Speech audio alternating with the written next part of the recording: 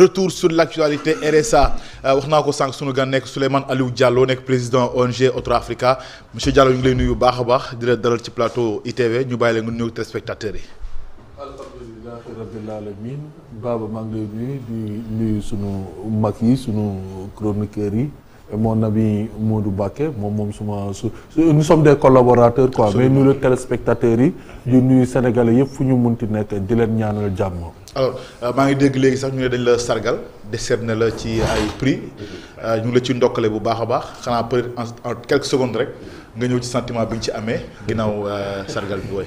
waaw bon c'est le prix du Forum international Europe-Afrique qui réunit des officiers de l'armée, des diplomates, de hauts fonctionnaires africains vivant en Europe ñooy daje chaque année ça fait maintenant 3 ans dajale xool ay doomu Afrique tamit yuy yëngatu dans le leadership, dans l'innovation, dans la relation entre les peuples ñoo di ko décerner man ak le docteur Cheikh Tidiane Gadio pour les questions de Sahel et de Burkina Faso et du Niger, et le président Laurent Gbagbo également. Nous avons été primés à Cadiz et bon sentiment de fierté la yaakaar naa ni bon ñoo xamul miinuñu la gis liggéey booy def woola nee la dañ lay sargal sonjaat la rek quoi.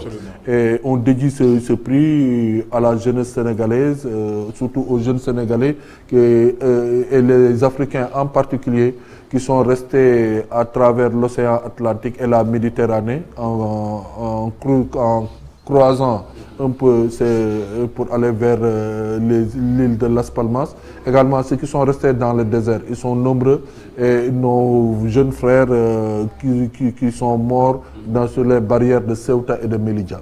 alors dinañ ñëw du ñàkk pratiquement ci wàllu yaatu ci wàllu affaire migration yi, mais dama bëggoon justement ñu ñëw ci li xewoon ci au mois de juin ak ñëw ci weer yi nga xam ne amoon na fi ay consulat yoo xam ne dañ ko daal di saccagé woon yenn ñu taal leen mu amoon ay problèmes yu bëri ci wàllu administration ci au niveau de la diaspora.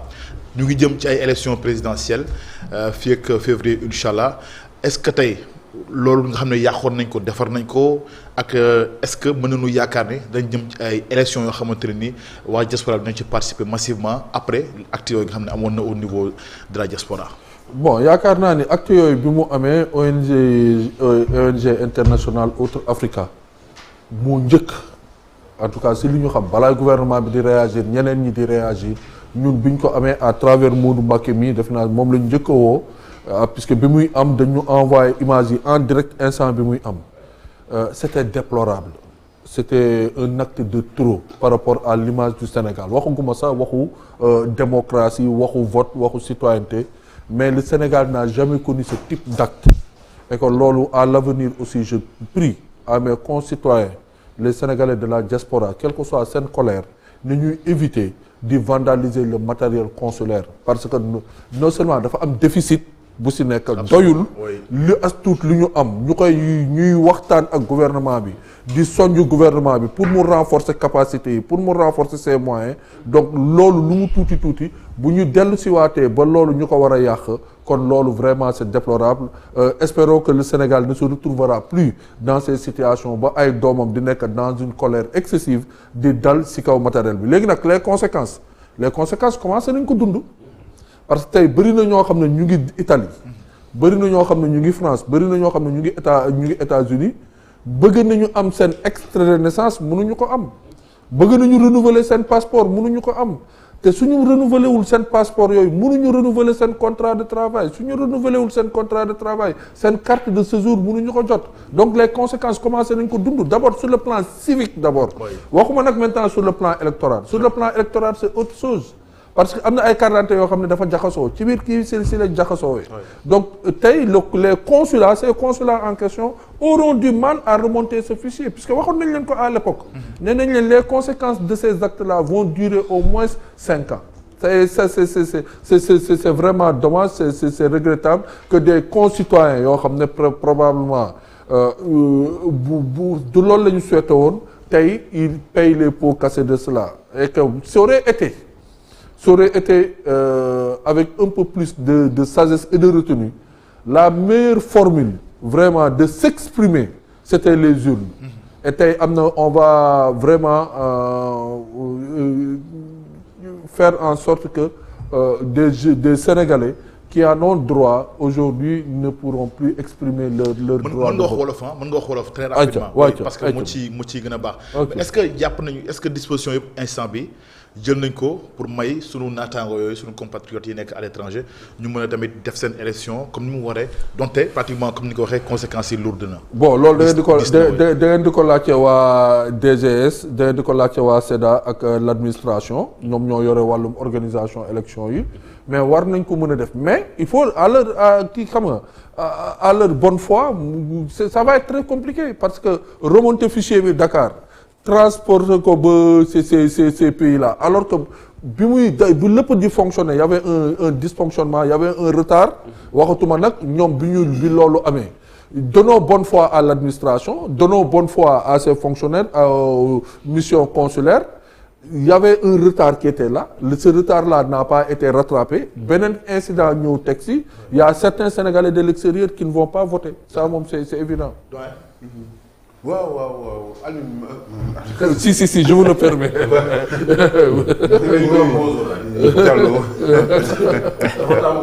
non la sa. voilà d'accord. d'accord man maa ngi kii depuis ma jot le menu de l'émission maa ngi lire seen kii bi nii et il se trouve que vraiment beaucoup de points. yoo xam ni man dama xalaatoon sax ne Baba daf lay interroger ci sa kii yu nu mu tuddati fonctionnement wu Autre Africa bi. ba pare après ñu door si waxtaan wala da nga bëggoon ñu waxtaan ci affaire matériel. d'accord voilà merci voilà Baba c'est-à-dire xam nga l'émigration bi fi am ni bu illégale bi surtout. bon gars yi dañuy fàttali dañu dàq immigration illégale dañu ne l'immigration ne peut pas être illégale. d'accord immigration irrégulière. d'accord xam nga les termes de commodité ils nous imposent des termes clandestine illégale yëpp benn bi la mais exact voilà quoi bon xam nga en 2000 c'est-à-dire dafa am d'une manière cyclique benn affaire bu fiy am xam nga comme mbëkk mi nii première fois bi muy am c'était en 2006 donc veillu 2007 il se trouve que man d'après ce que j'ai remarqué parce que man lii nii dama ci liggéey wax dëgg yàlla d'après ce que j'ai remarqué à chaque fois qu'on est à une année veille d'élection mu am justement cette affaire c'est scientifiquement démontré voilà c'est vrai xam nga donc en 2006 la mbëkk mi njëkk a ñëw ci la Barça bi di wax avant il y avait d'autres flux migratoires mais comme kii de masse bi 2006 la gën a kii bon 2006 11 17 ak ren ak tey 2023 toujours veille d'élection yooyu donc cela veut dire que le problème est beaucoup plus profond que gars yi ni ñu koy waxtaane rek ci kii bi y a beaucoup de facteurs qui sont liés te les gens ils ne font pas beaucoup attention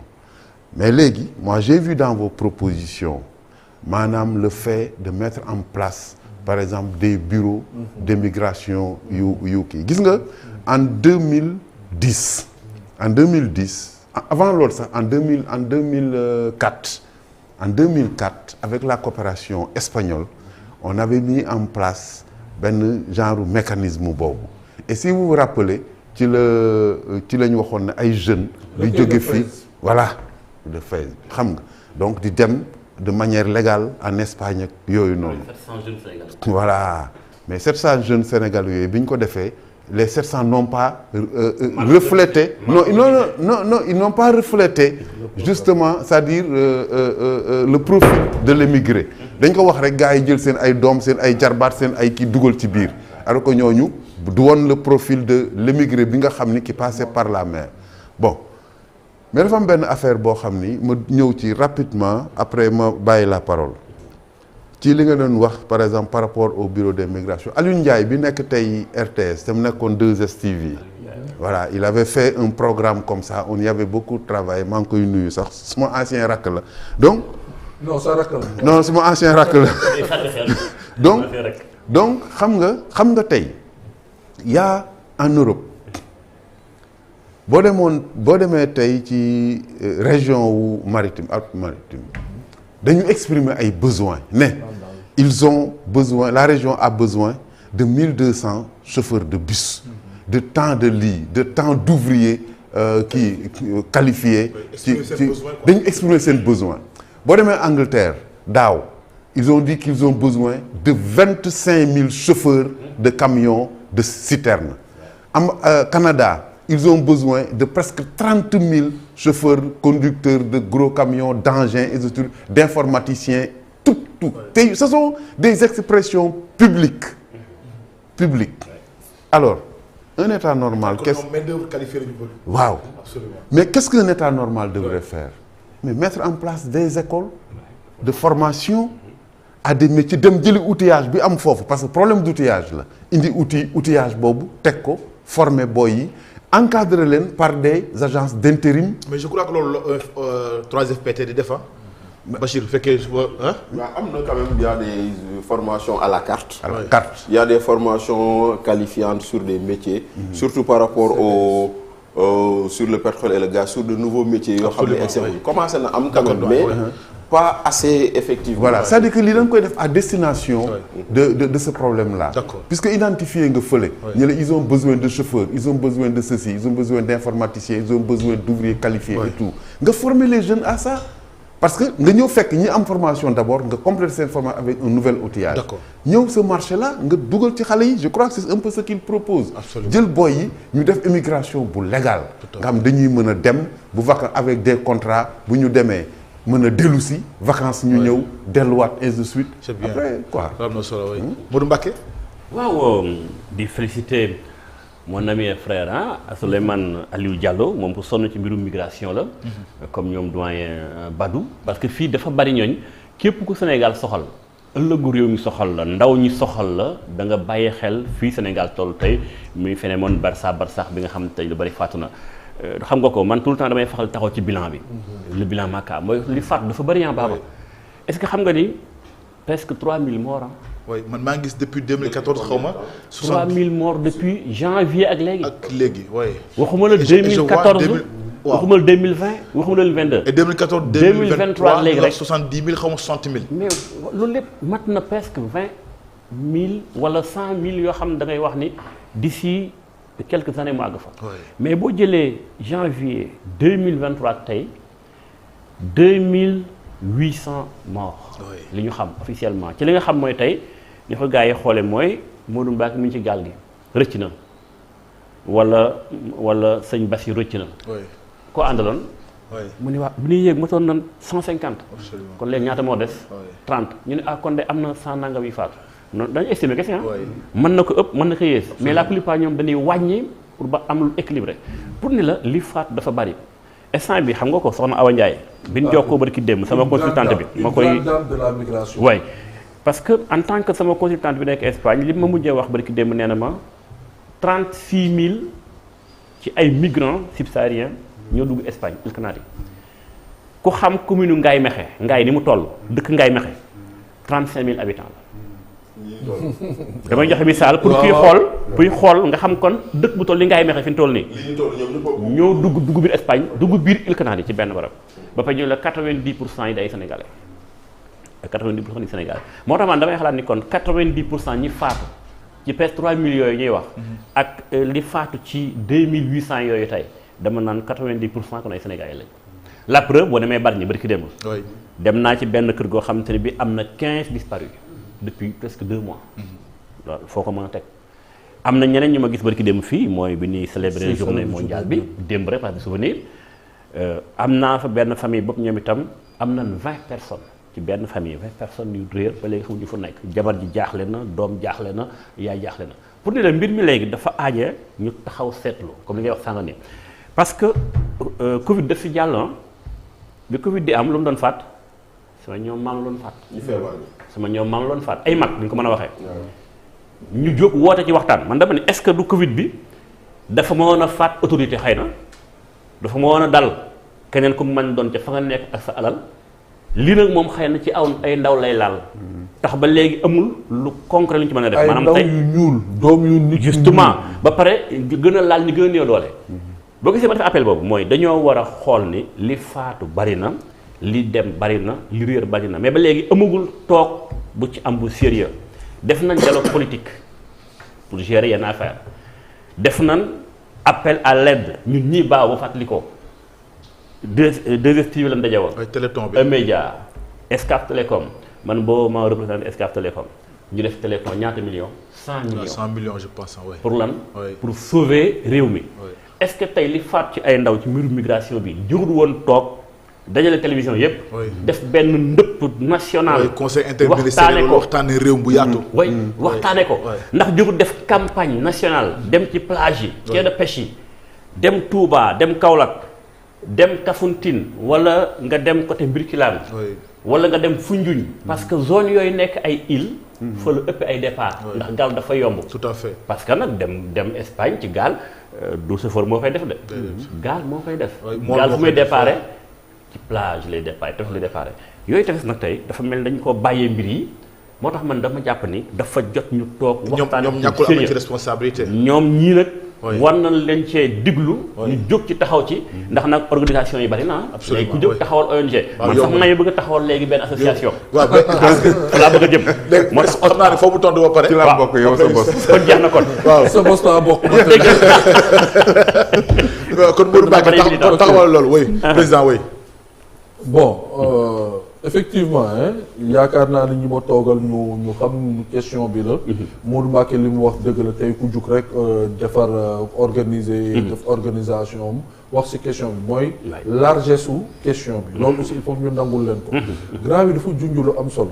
mu ngi wax phénomène bi muy commencé en 2006 convention yi ñu si tegoon gis nga xale yooyu ñu doon wax am na si ñenn ñoo xam ne bi ñu demee Huelva en fait c'est en Andalousie dans la zone de Huelva près de Séville dañu leen doon yóbbu et que bi ñu demee seen comportement espagnol dañ leen doon oowee Las Naomi Campbell de los Chabolas Las Naomi Campbell mooy Naomi Campbell des jeunes filles qui vont dans les champs c'est contradictoire. xale bi dem ci tool quoi. waaw Naomi Campbell voilà ay mannequin lañ leen yóbbul quoi. waaw ni mu bindoo la. donc gis nga phénomène bi aujourd'hui boo koy suñ ko waree mën a jàngat dafa métti te ñun ñooy perte.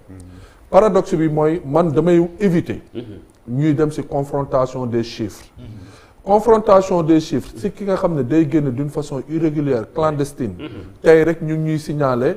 que y a presque plus de 10 gaal yoo xam ne kenn xamul fu mu nekk avec benn contenu ay centaines dañ lay ne gaal bi génne Kayar 100 personnes ñoo si nekkoon yeggagul loo xam ne dañu làqatu di génn kooku bu réeree munoo xam fi mu nekk am na ay gaal fii ak l'avenir on va retrouver des gares ak ay chavirements ak ay chavirements benn alerte lañu nekk di jox nii et je vous remercie parce que période bi kenn waxatul waxu gaal parce que am na accalmie c'est le moment opportun li nga wax noonu ñu déployer aussi noonu renforcer le système de sensibilisation de communication et de l'information sur la question benn question sur le baal déggoon nañu fi du temps de Antoine Félix Abdoulaye Diome ñuy wax une stratégie nationale de lutte contre l'immigration irrégulière SILEC voilà est-ce que yéen da ngeen participer à la conception de façon participative wala dañ ko xalaate fa rek indi voilà. Bon, à la conception nous y étions pas, mais à la validation on y était. Et aujourd'hui on partage ce document. Okay. C'est un très bon document qui a été élaboré par de hauts fonctionnaires et des cadres. Au Sénégal. Ce qu'il faut aujourd'hui, et là vraiment je le réclame et je le plaide également. La stratégie nationale de lutte contre l'immigration irrégulière, c'est l'excellent document par rapport à ça, mais qui n'est pas doté de moyens. Il n'y en a que 3 ou 4 fonctionnaires de la police qui y travaillent. Ils sont dépourvus de moyens. Et je pense que tu ne peux pas combattre des gens qui sont affortunés, qui ont énormément de fortune, c'est une bande de mafia organisée avec énormément de moyens. Et ceux qui sont chargés de les traquer n'ont à peine que 2 véhicules. C'est une contradiction. Donc il faut renforcer la stratégie nationale de lutte contre l'immigration. Jox leen jumtukaay, jox leen alal, jox leen lool. Donc je revenais par rapport ak alerte bi mu la doon wax et je vous prends en témoin pour l'histoire, pour ñu ñuy déglu. Période bi dafa am accalmie. Seddaay bi la. climat yi baaxul. gars yi kiiwutul. C'est pas le moment. amatuñu ay capitaine. voilà. amatuñu ay capitaine mais ñu ngi jàngal ay capitaine tey xale yi dem nañu ba léegi dañu am ay repères en haute mer dañ lay ne boo dawee ba waxtu sàngam war nga gis sàngam wala war na mel sàngam wala ndox bi nii la war a mel su ko melul rek nekkoo si yoon bu baax bi kon xale yi xam nañu yoon bu baax bi si on n'essaye pas aujourd'hui présentement ñu jéem a stopper loolu wut ay alternatives la prochaine vague sera plus dense et plus meurtrière que par rapport mais nan la ñu war a def pour stopper ko nan. commencé naa la ko wax mooy ni que jël parce que li ñuy wax ni dafa grave ah. et maanaam comme li ñuy wax rek lii raam ci ñag bi la jëm. fa la jëm. nañu toog ñu dajale li Modou Mbacké wax tey ku jug rek ñu jox la ay millions si wàllu mbëkk mi et ce sont les bons acteurs. D'abord il faudrait que ñu trouver les acteurs adéquats ñi nga xam ne ñoom ñoo nekk ci dossier bi fekk du mel ni Souleymane Diallo boo xam ne ci plateau télé rek lay toog di wax ñu xool boroom xam-xam yi nga xam ne ñoo ci nekk et puis on touche les alternatives yi nga xam ne loolu mooy toogloo xale yi amatuñu espoir par rapport ak démarche bii tax ñuy dem y a une restriction y a une politique restrictive de la mobilité de la jeunesse lan moo koy firnde tey pour nga am visa pour waxuma la pour nga am visa pour nga déposer ce dossier pour am visa rek c'est un problème. nga nekk fonctionnaire moi j'ai vu de hauts fonctionnaires de cadres qui à peine ils ont eu toutes les am nañu invitation yi war yëpp hôtel prise en charge communique en bind yëpp consul bi ñu taxaw loo leen ba veille manifestation wala organisation wala conférence bi ñu war a dem.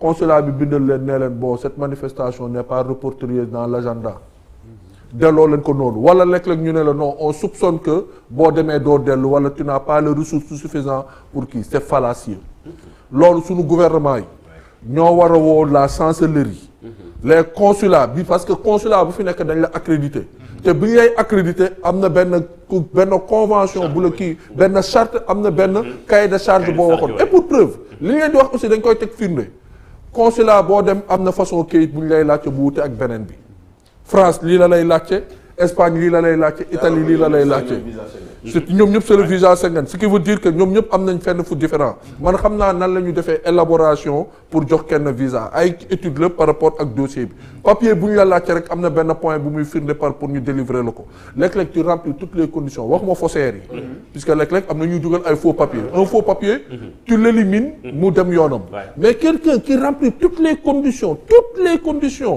pris en charge par l'administration publique mais imaginez un homme d'affaires qui fait un chiffre d'affaires de 5 milliards nga koy ne tu n'as pas les ressources suffisantes pour rester pauvre c'est fallacieux.